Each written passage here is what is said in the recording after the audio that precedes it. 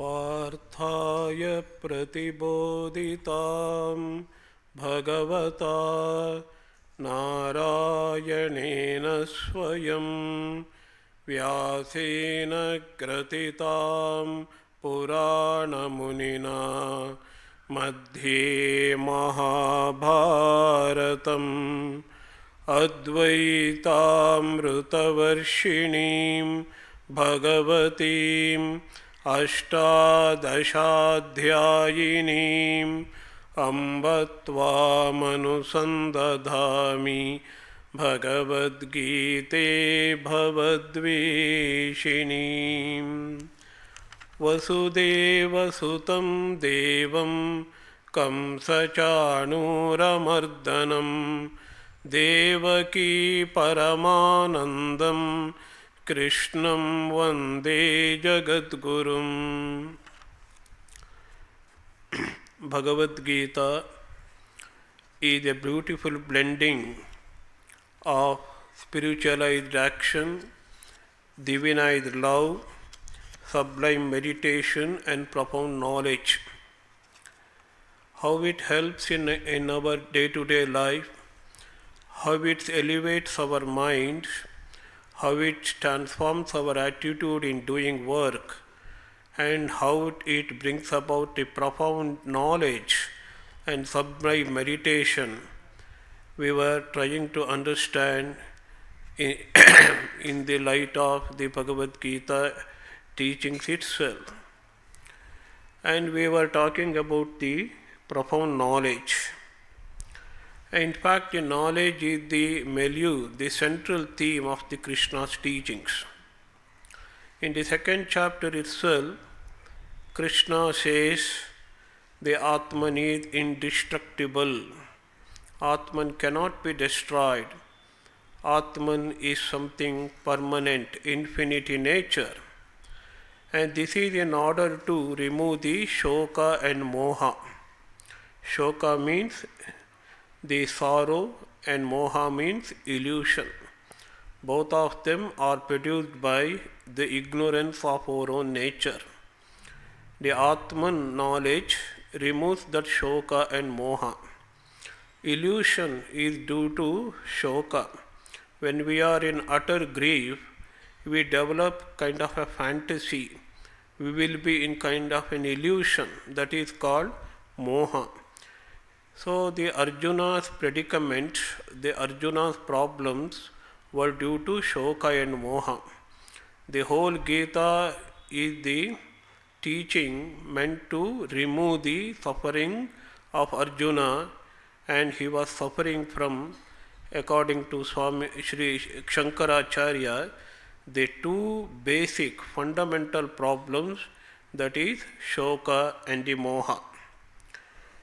And Sri Krishna gives several definitions and in detail enumerates the characteristics of the perfect being, the man who has realized Atman. So in the words of the Upanishad, the Kata Upanishad, which is also repeated in the Bhagavad Gita, one who sees Atman everywhere and sees everyone in his Atman. This is a very interesting analysis of the men of wisdom, one who are in the perfect state. So Atman is only one. They see Atman everywhere.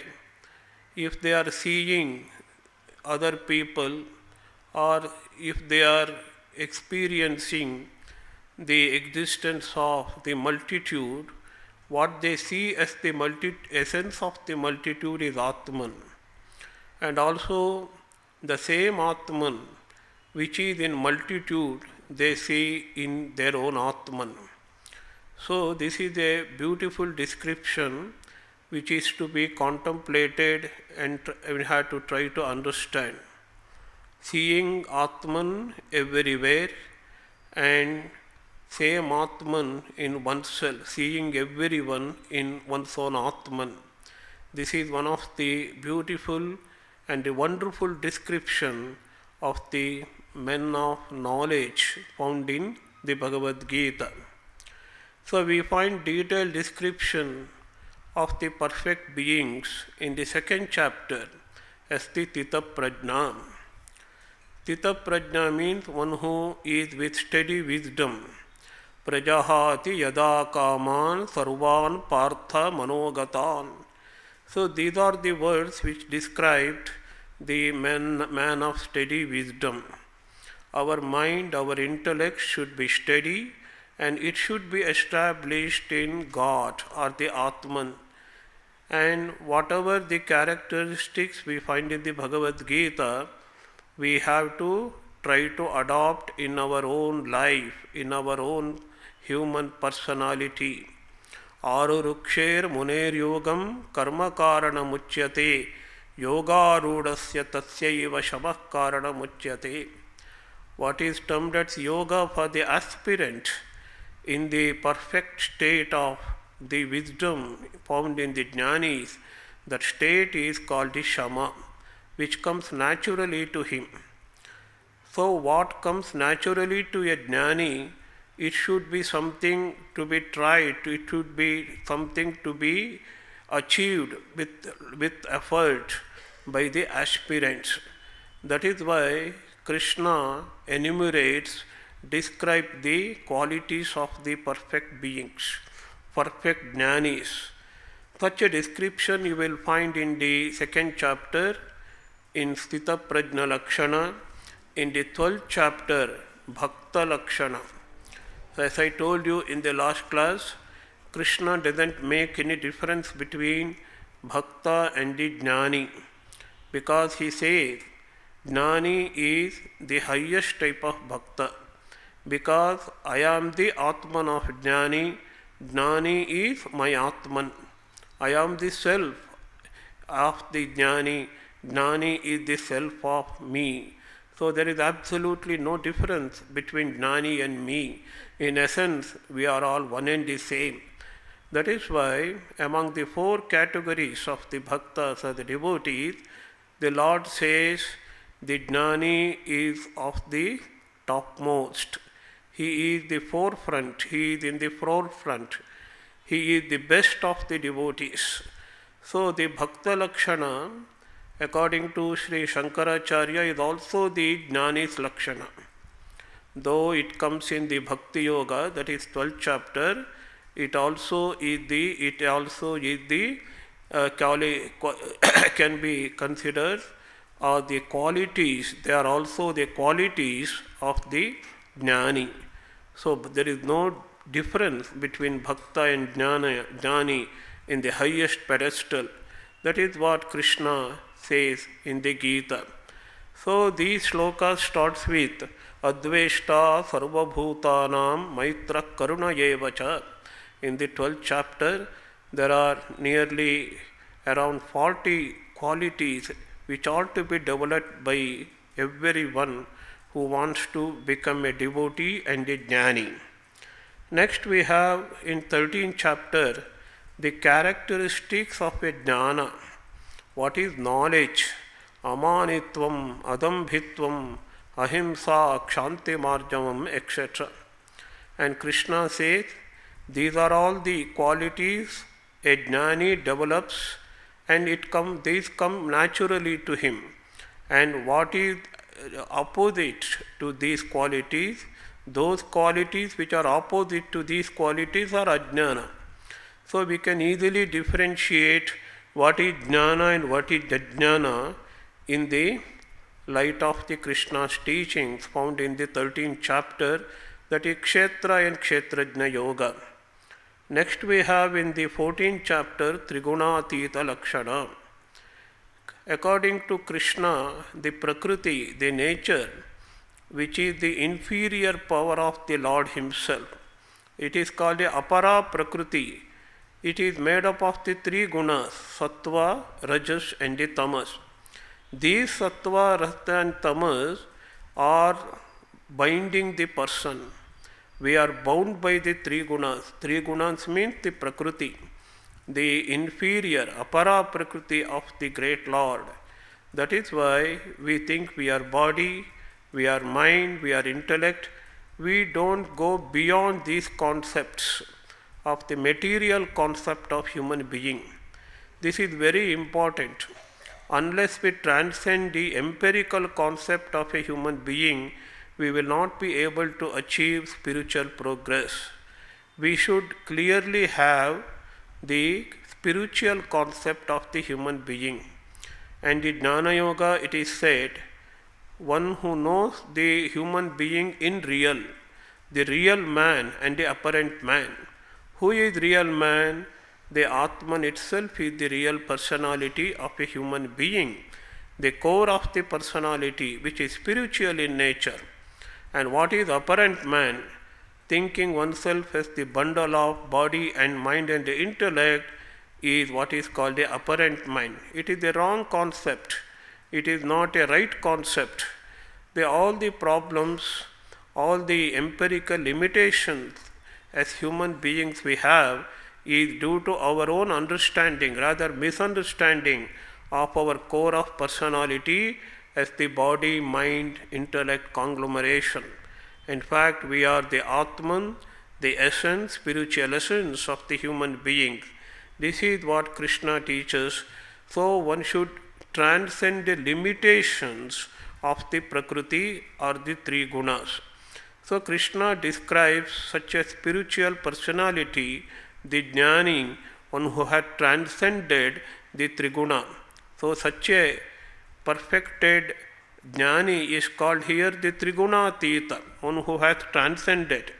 In all these descriptions we find the equanimity of the mind and detachment towards the worldly objects, and one gets established in Atman and Atman alone with steady mind.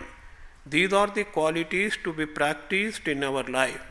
This is the purpose why Krishna describes in detail the qualities of the Jnani. Now there are wonderful ideas in the Jnana Yoga. The first one is Karmani akarmayah pasyetu. Akarmani cha karmayah. This is a wonderful idea.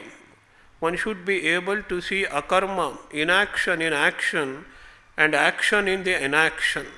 And Shankaracharya describes, you see, in the midst of the action, we should find yourself as Atman, spiritual being, which is inactive.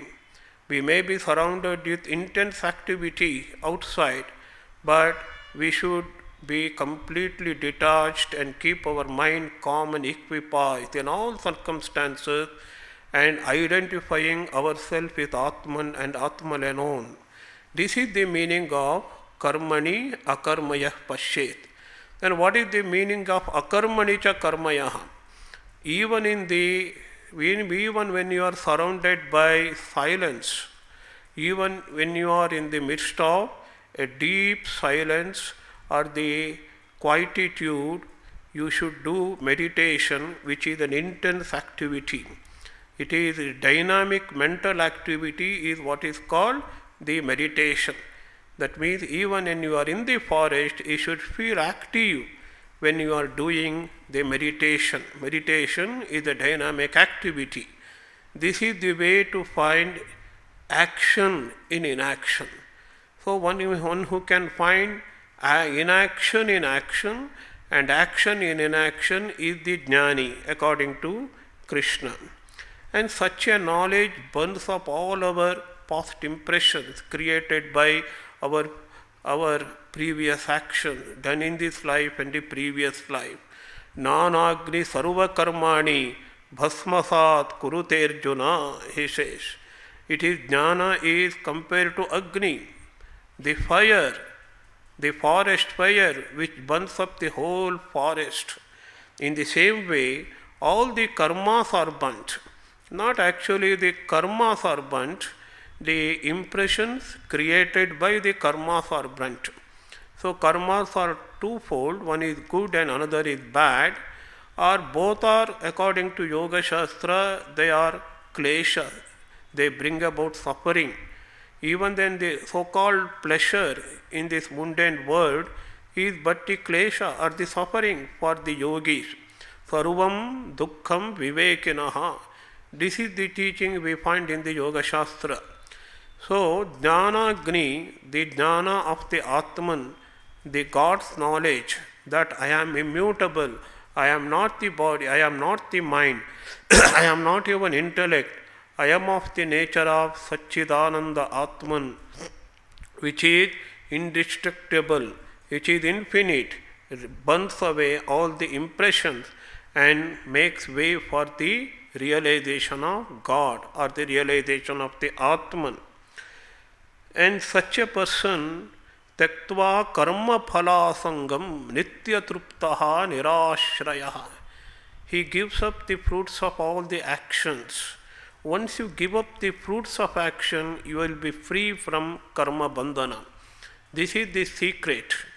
We have to continue to do the karma, but we should not be attached to the fruits of the action. For one who is not attached to karma, one who is not attached to the karma phala is the real jnani. Such a person is ever contented according to Krishna. Nitya truptaha, nirashrayaha, he is not dependent upon any external factor for his sustenance, because Atman sustains him, Atman sustains itself. He depends on only the Atman, he depends on only the God. God is the ashraya, God is the shelter for him, God is the eternal companion for him. He doesn't need anything other than God or the Atman to sustain. This is the teaching we find. Therefore, Krishna clearly says, Jnani need not cut him away, free him away from the works. A Jnani has to continue to do the work. Karmani abhipravrittopi naiva kinchit karoti saha. Even while he is engaged in the action, such an action is an action for the onlookers. From the outside, it looks as if Jnani is also doing an action. But inwardly, he is not doing any action, because he has no attachment to the work, he has no attachment to the fruits of result, he is not even feeling that I am the doer of the work. He is simply doing the work for the sake of others. Loka sangrahameva pi sampashyan kartumarhati. Even when you become a jnani, you should continue to do work for the welfare of the whole world, Krishna says. So such qualities of the jnani is beautifully enumerated, explained in the Gita, especially in the Jnana Yoga, that is 4th chapter. And Krishna continues, Yadrucha lava santushtaha dvandvatito vimatsaraha. Labha and the nashta, and the labha and alabha. So we gain something in some pursuits and we lose in some other pursuits. And Jnani receives both of them with equanimity. He doesn't get disturbed at all, because he is dvandvatita. He is beyond dvandvas. Dvandvas means suffering and happiness, cold and hot, heat, and these are all dvandvas. He has freed himself from all kinds of bondage, vimatsaraha. He has no matsara, he has no jealousy towards envy, he is not envious of anyone, and he feels everything is at the same state of mind. Samasiddhava siddhau cha. So, such a person, krutvapi nanibadhyati, even if he does work, he will not be bound by the actions. And actions do not create any kind of new impressions in him, because he is already free man, he is already a free soul who is unattached, who is free from all bondages. And then such a person sees Brahman in every action. Brahmarpanam, Brahmahavihi, Brahmagno, Brahmanahutam. Krishna gives the allegory of the sacrifice. In sacrifice they use many materials, utensils they use, ghee is used, there is fire, and everything looks Brahman only for him. Such a man of wisdom. He sees in Agni the Brahman, he sees in utensils the Brahman, He sees that spoon through which one offers the ghee also as Brahman. He sees Brahman is giving ahuti, that's oblation in Brahman itself, and it will go to the Brahman itself. So one who we are giving Brahman in the Brahma Kriya, and all the paraphernalia used are the Brahman alone. And such a karma, such an action is called the Brahma Karma Samadhi. It is equal to Samadhi, the concentration, the highest state of concentration one have, the realization of the Atman, and such a karma, such an action, where one sees God and God alone, nothing but God, is equal to the Samadhi, highest state of spiritual realization, according to the Gita. So here, what we have so far studied is the spiritualized action, divinized love, and also the sublime meditation and the profound knowledge. And Gita is a book of ethical values and a noble life.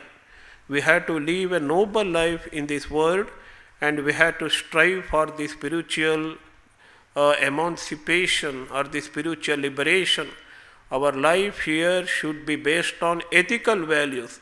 That is given much importance in the Gita, especially after the 13th chapter. After Sthita Prajna Yoga, you will find in 14th chapter, it is said one should develop sattva state of mind. As I have already told you, there are three gunas, sattva, rajas and the tamas. Sattva stands for illumination. Sattva stands for wisdom. Sattva stands for the light. And one should develop the sattva state of mind. Tamas stands for the inertia, dullness. And the rajas stands for the dynamism, and also moha, shoka, illusion, and also suffering are all due to the rajas state of mind.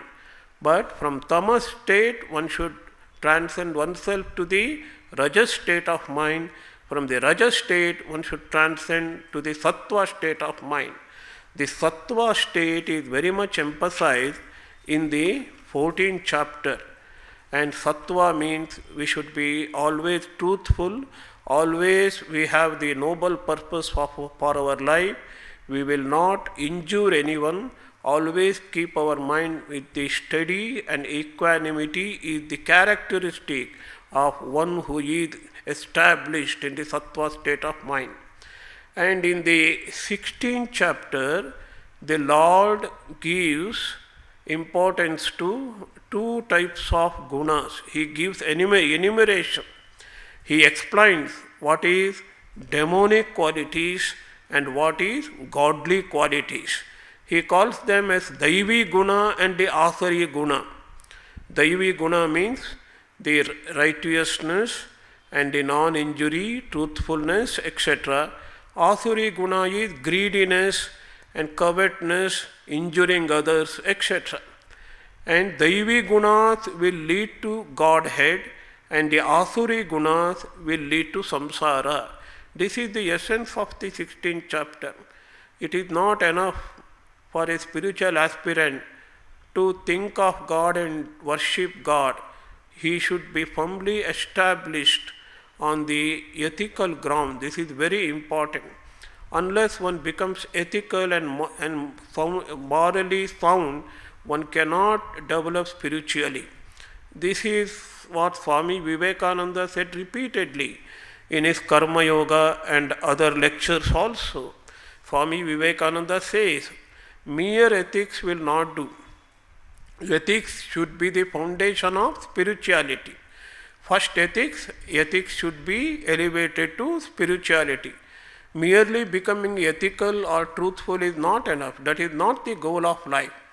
Our ethical culture should make our mind pure, and that purity of mind should lead us to spiritual progress.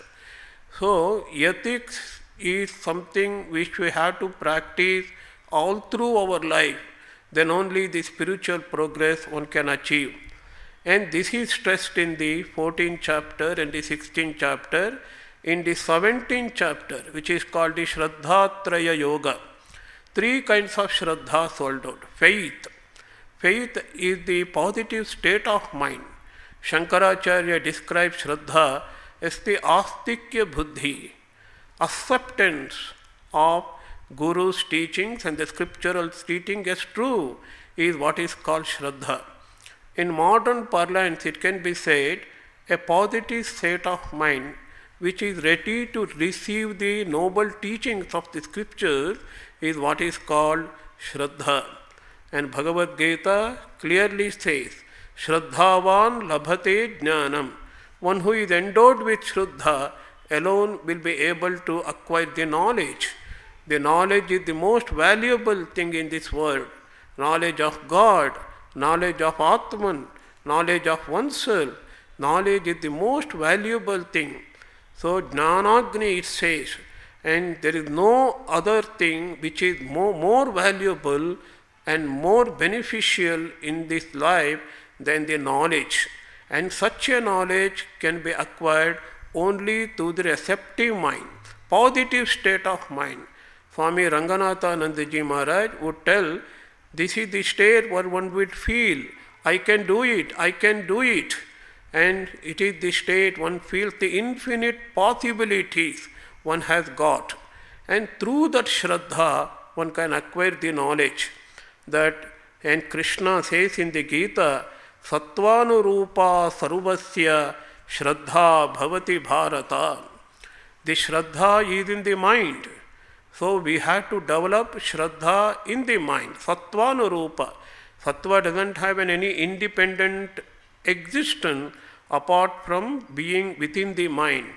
So we are what our Shraddha is. So man can be characterized as noble or the good as depending upon his Shraddha. Shraddha determines our character. Shraddha determines our personality. So Krishna gives importance to, as we see, sattva state of mind and importance of developing godly qualities, daivi guna, and also the Shraddha. So this Shraddha, sattva, and also daivi guna, these are all the accessory disciplines for the spiritual life. Of course, we have Krishna teaches the four fundamental yogas, as we have already seen. The yoga of action, spiritualized action, and yoga of devotion, divinized love, yoga of meditations, sublime meditation, and the yoga of knowledge, the profound knowledge. But along with these, we have to be sound ethically and morally and always keep our mind in the sattva state of mind. What is the sattva state? Illumination, wisdom. This is the sattva state. And we should not be in the state of stupor, that is tamas, inertia. No, not even rajas, simple activity, reckless activity, restlessness of the mind will not do. This will not help a spiritual person to meditate and do the spiritual discipline. It may be helpful for a worldly person to get money and gain some prestige and rise to the higher levels in the worldly life. But even the rajas is not good for a spiritual person. But if we are in the tamas state of mind, we have to do everything to rise ourselves to this rajas state. From the rajas state, we have to ascend to the sattva state of mind. Only in the sattva state of mind we can do spiritual practices and call upon God so that we can realize God, always contemplate on God, remembering God. All these possible only we are in the sattva state of mind. So all these qualities are described in the Gita up to 17th chapter.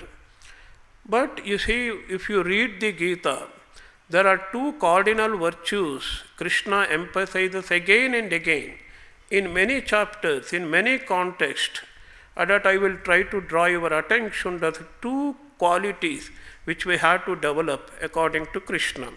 What are they? Asakti and Samatva. So we have a Kannada word called Asakti.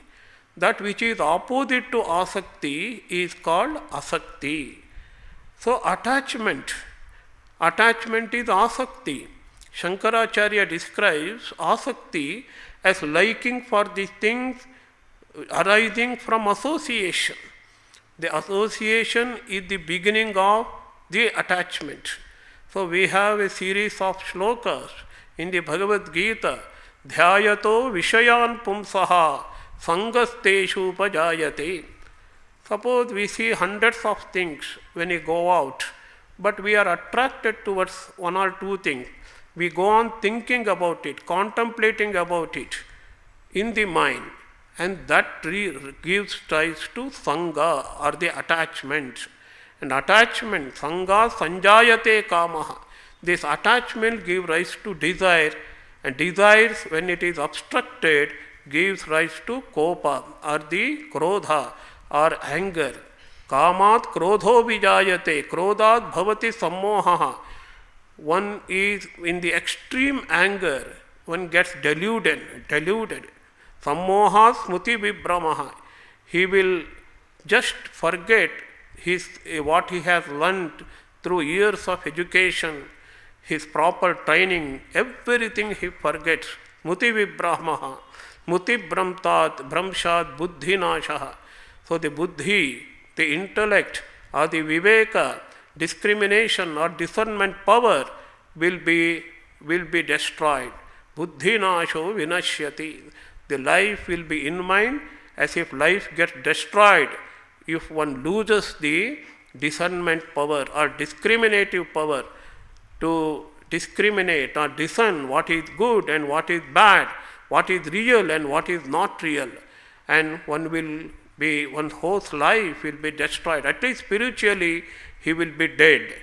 So the basic problem is our thinking pattern.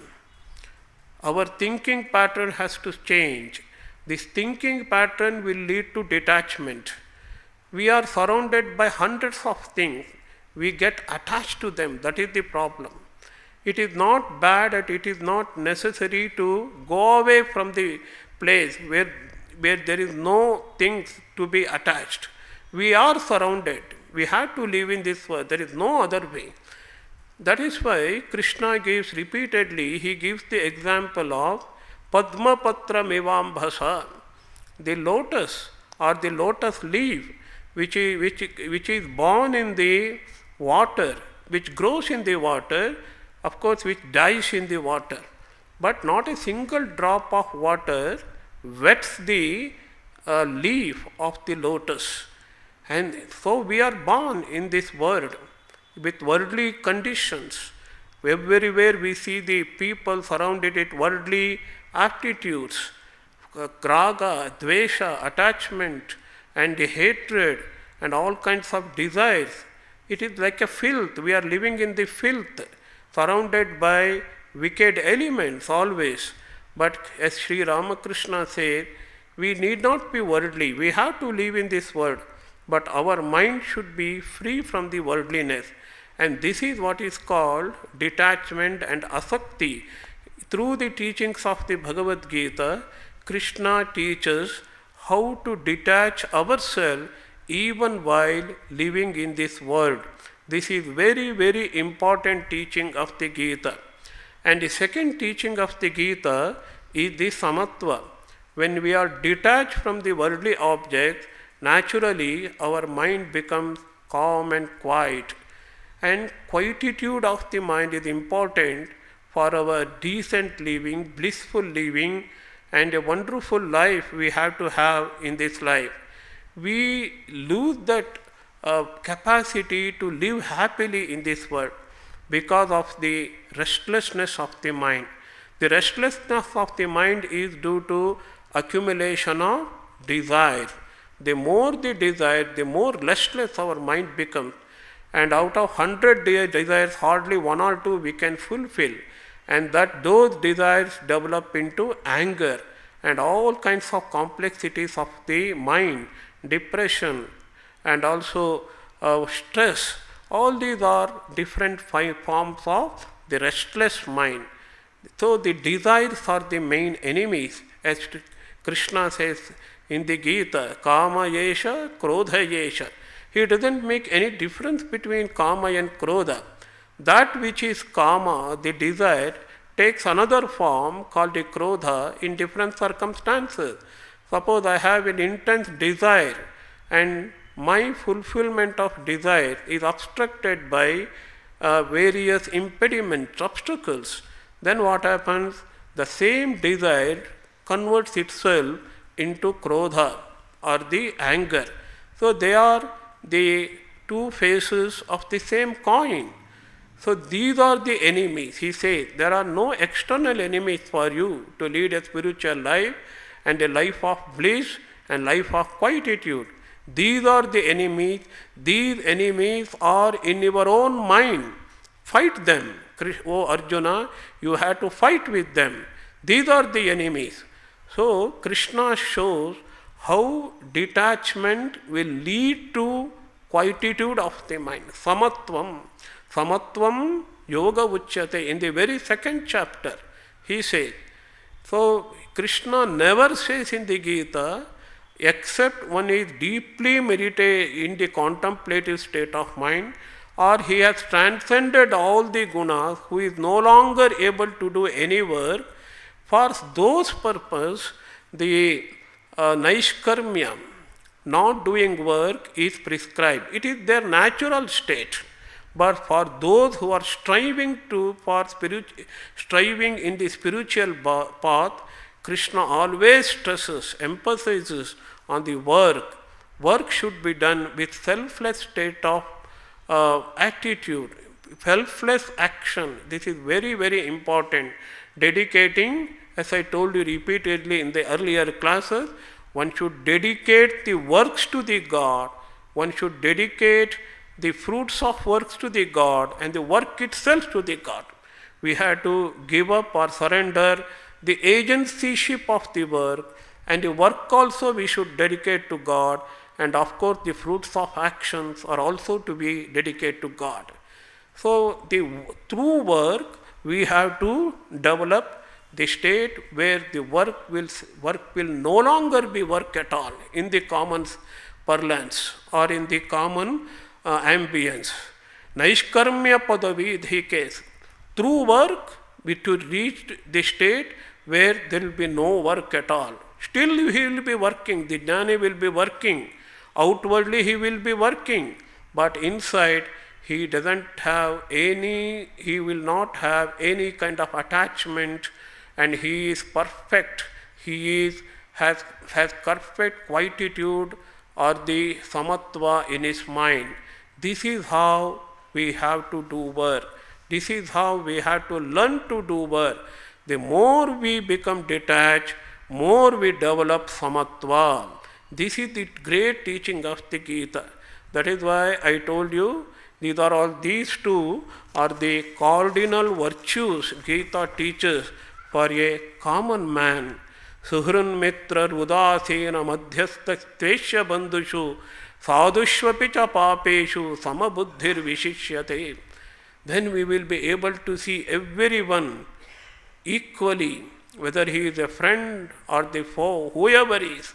We don't develop any raga and dvesha. Our problems are all born out of raga and dvesha. Our psychology, Indian psychology, yoga says avidya, asmita, raga, dvesha and abhinivesha.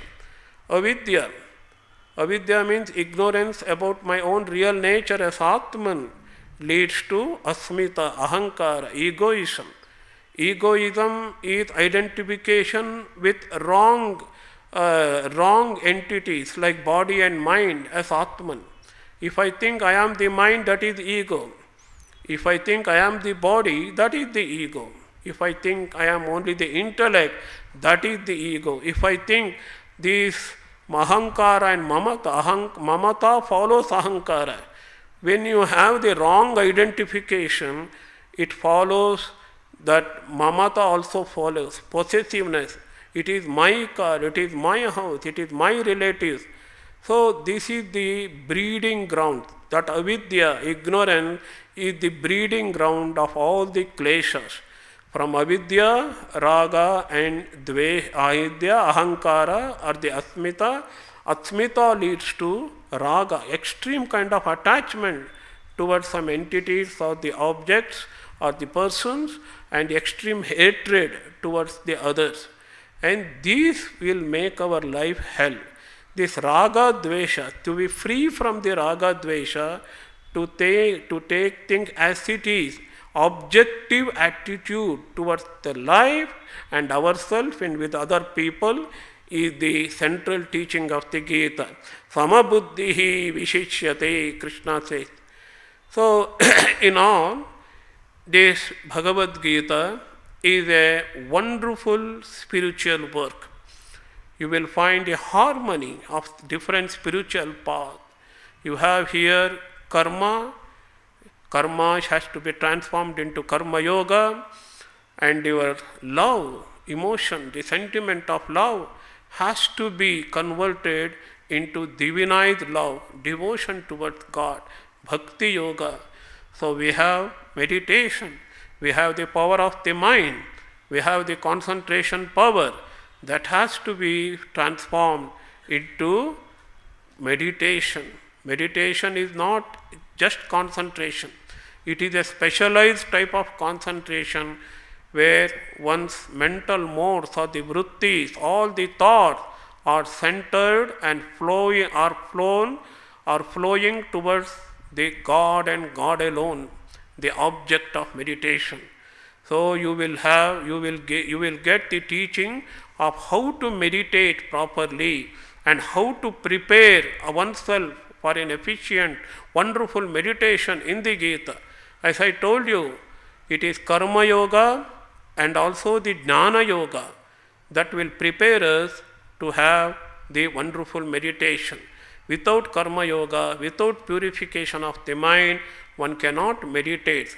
So we have here karma yoga, we have the bhakti yoga, dhyana yoga as the foundation of this beautiful edifice of the Bhagavad Gita's teachings of karma yoga, bhakti yoga, and also the dhyana yoga. We have the knowledge, the yoga of the knowledge, profound knowledge of the Atman about ourselves and also about the Ishvara, the God. So the harmonization of spiritual path and the philosophies, and Krishna makes use of Sankhya terminology. Even Sankhya philosophy he makes use of to bring home the Vedantic concept. There is no conflict of philosophy. There is no conflict of spiritual path in the Bhagavad Gita. So Bhagavad Gita gives a golden opportunity, extends a golden opportunity for every sincere spiritual seeker to transform actions into spiritual one, transform every thought into contemplation or the meditation, transform his own intellect into an instrument or the medium through which we can practice jnana yoga. So every action will become karma yoga, every thought of the mind becomes an instrument of remembering God, and our power of mind will help us to meditate intensely, and our love, the passion, that passion of love, the sentiments, emotions will get divinized, will get purified into something which leads us to God Himself. So instead of loving the worldly people or the relations, we will start learning the God Himself, so that by loving God, we will be able to love everyone. And this is the teaching of the Gita. So in this manner, Krishna is not confined to India. Krishna is definitely not confined to Hindu religion. Krishna becomes, through the Gita teaching, Krishna becomes the Jagat Guru, the universal teacher. That is why we see people belonging to various races in the distant nations, even in America, even in Ireland, even in Africa, and people read Gita and get inspired them, because this teaching is not limited to followers of one sect or one religion or one race or the one country. It belongs to all, the whole humanity. One who is the teacher of whole humanity is called Jagat Guru in Sanskrit, and Krishna is rightfully called. It is not an exaggeration at all. Because we love Krishna, we say he is Jagat Guru. It is not right. He is truly a Jagat Guru. He is a universal teacher. And here we have the innovative gospel, the gospel of life, gospel of freedom, gospel of strength, gospel of action, gospel of meditation, gospel of knowledge, gospel of love or devotion in Bhagavad-gita, which transforms every minute, every second of life into spiritual practice, unto something spiritual. So as I told you already, Bhagavad-gita represents the true spirit of the Vedic wisdom. The dream of the Vedic sages is to transform every action, even the ordinary action, into spiritual one. And that has been accomplished by Krishna in his Bhagavad Gita. So with this introduction, we will start our study of the Gita. Before the study of Gita, it is customary to study the dhyana shlokas. The name itself suggests we have to contemplate on the Bhagavad Gita. Bhagavad Gita is not an ordinary book. It is not even a book. It is the Lord's words themselves. Lord's words mean the Lord himself is manifested in the Gita. There is no difference between Krishna and the Gita. The Gita itself is Krishna, and Krishna himself is the Gita. So the contemplative verses, and what is the advantage of studying and contemplating like this? This prepares our mind to study the Gita. As I already told you, if we don't study the Gita with dedication, with devotion to Lord Krishna or the Supreme Lord, and with Shraddha. Shraddha, the importance of Shraddha I have stressed upon. Shraddha means positive state of mind, receptivity, respect for the subject, respect of the teacher. Here what is the subject? Brahma Vidya in the form of Bhagavad Gita itself is the subject. The teacher is none other than the Bhagavan himself. So the utmost devotion, with utmost faith and utmost devotion, we have to approach the Gita. These dhyana shlokas will help us to develop that state of mind. That is why the tradition says we should commence the study of the Gita with the dhyana shloka. There are 9 dhyana shlokas. We will go through each of them and we will contemplate of them. Then we will begin our study of the Gita. The first dhyana shloka I have already explained to you in the very first class itself. Parthaya pratibhoditam bhagavata narayanena swayam vyasena gratitam purana munina madhye mahabharatam advaitamruta varshinim bhagavatim ashtadashadhyayinim amba tvam anusandadami Bhagavad-gita bhavadveshinim. The shloka says, O Mother, Goddess, Mother Bhagavad-gita, you are taught Gita. Here Gita is in plural. I explained every verse of the Gita is a Gita.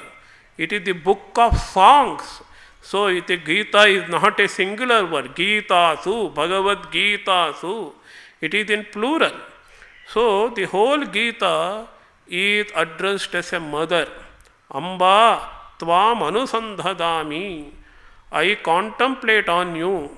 There are three meanings to the contemplation: study of the Gita, contemplating on the Gita, and adopting the spiritual values and the ethical values enshrined in the scripture in our life. That is also the anusandhadami. O bhavadveshinim Bhagavad Gita. O mother, you are the destroyer of the samsara. Samsara means the transmigratory existence which we are suffering from.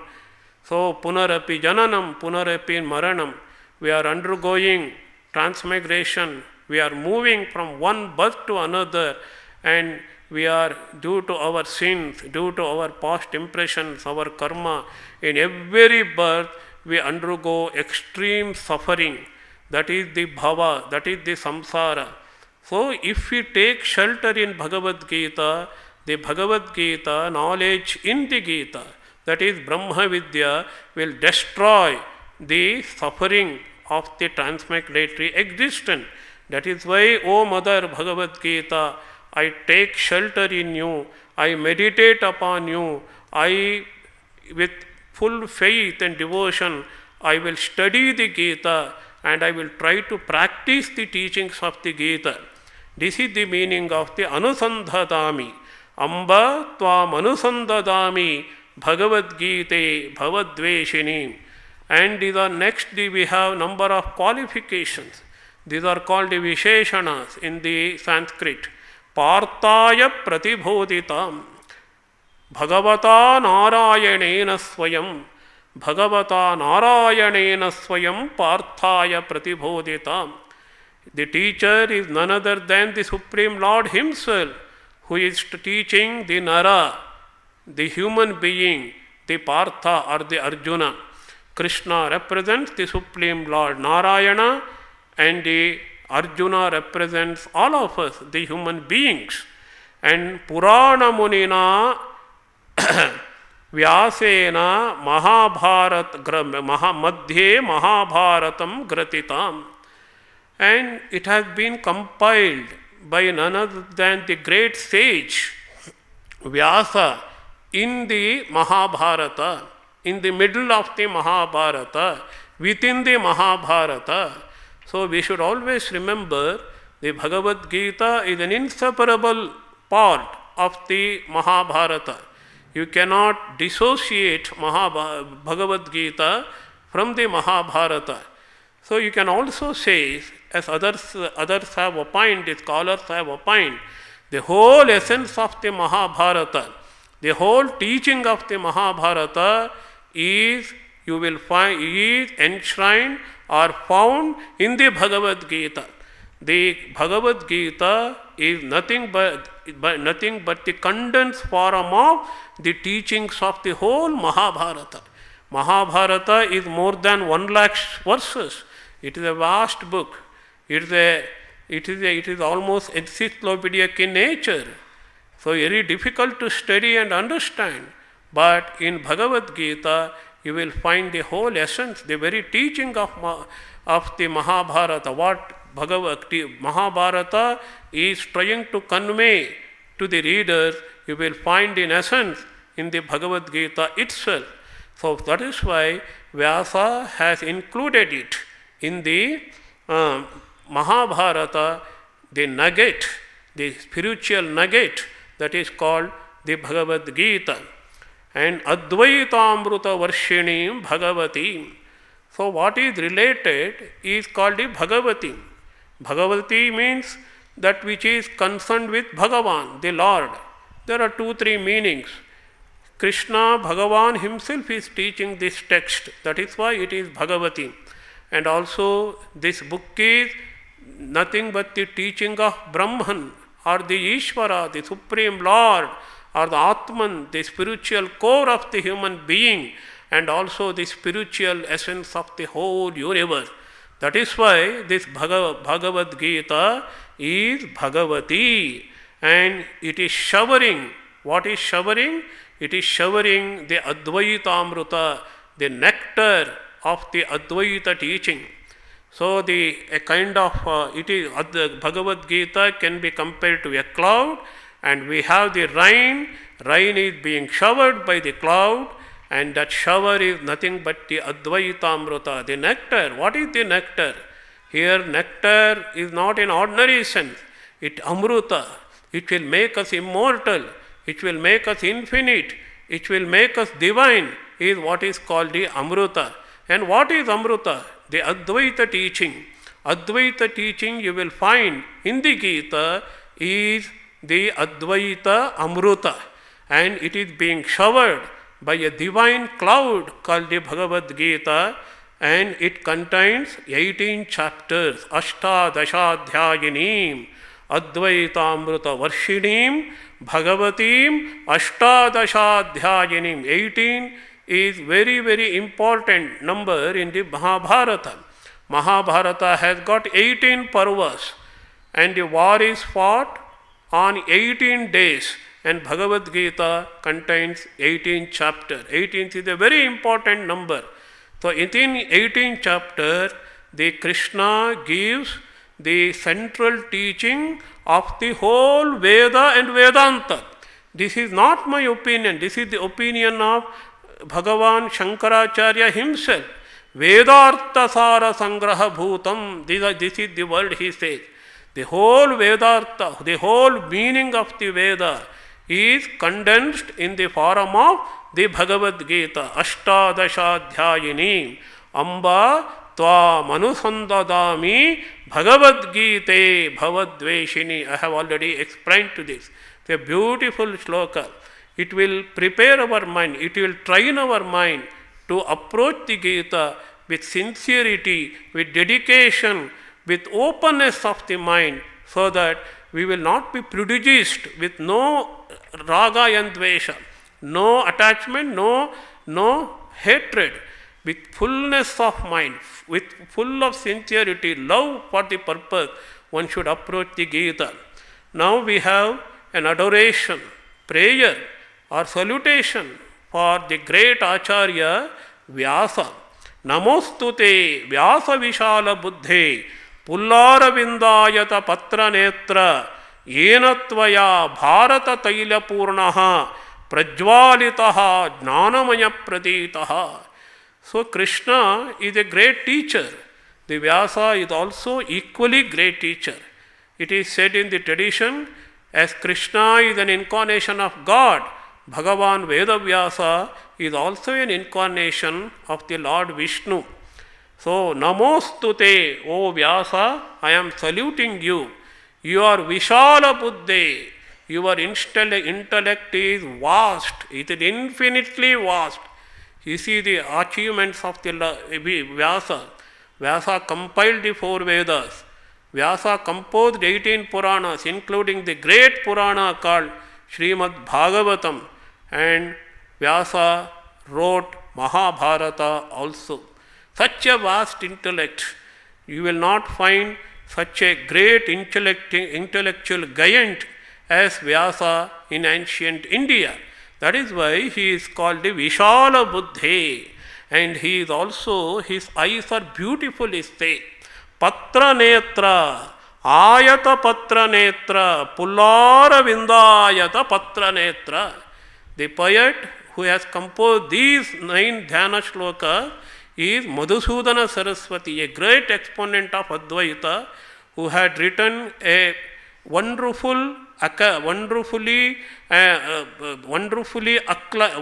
and acclaimed commentary on the Bhagavad Gita. We will make use of that commentary also while explaining the Gita text. Patra Netra, his eyes are like the leaf of the lotus. Aravinda Patra Netra, that Patra Netra, the lotus leaf is very ayata. It has been expanded. It's not something small leaf. It is extended, big leaf. Pulla, it has been opened. It is opened. Leaf. So that the lotus is opened. Lotus is blossomed, and that blossomed lotus has got its own patra or the leaf. That patra or the leaf The lotus has got different petals. Here patra doesn't mean the leaf, it is the petal. Petal of the blossomed lotus. And that is Vishala. It is something big. And his eyes, our Vyasa's eyes are like that. It is just like the big petals of the blossomed lotus. So clear and pleasing as the fully blossomed lotus. Yena tvaya bharata taila purna prajvalitaha jnana praya pradeepaha. He has lit the light. Light is compared to jnana here. Jnana is compared to light. What kind of light he is lighting? It is nothing but jnanamaya, filled with the knowledge. You can say the Bhagavadgita itself is the light here. Then what is the oil? Bharata taila purnaha. Bharata means Mahabharata. The oil is filling the lamp is nothing but the Mahabharata. Mahabharata taila purnaha jnana pratipaha prajvalitaha. It is being lighted by the great sage, great intellectual giant, like Vyasa. So the full meaning can be like this: O Vyasa, the one whose intellect is vast, whose eyes are clear and pleasing as fully blossomed lotus, who has lit the lamp of knowledge, Jnanamaya Pradeepaha, by filling it. So that Deepa or the lamp is lit by filling the oil of the Mahabharata. The Mahabharata is the oil, the Pradeepa itself is the Bhagavad Gita. We can imagine to you my salutation. So we have completed 2 dhyana shlokas. There are 7 more we have to study, we have to contemplate.